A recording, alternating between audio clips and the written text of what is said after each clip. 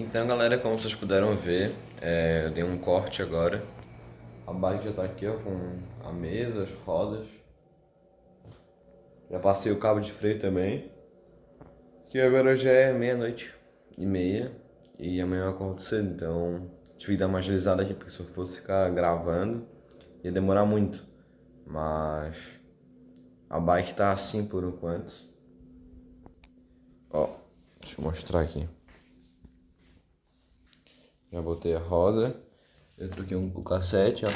Eu botei um reduzido, o banquinho, mesinha já foi colocada, as rodinhas. Agora, o próximo passo tá aqui.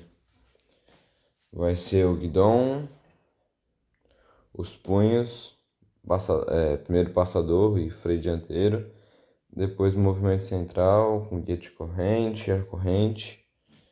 E por aí vai.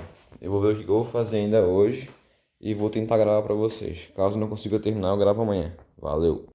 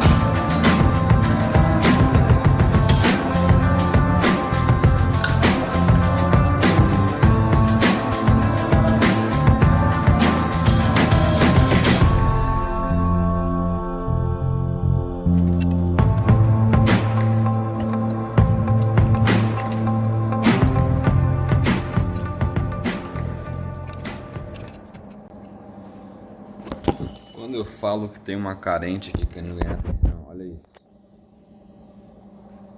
Né, Dora? Ó, rapaziada, pé de vela instalado. A biquinha tá ficando pronta. Falta o freio, corrente, câmbio e alguns ajustes finos.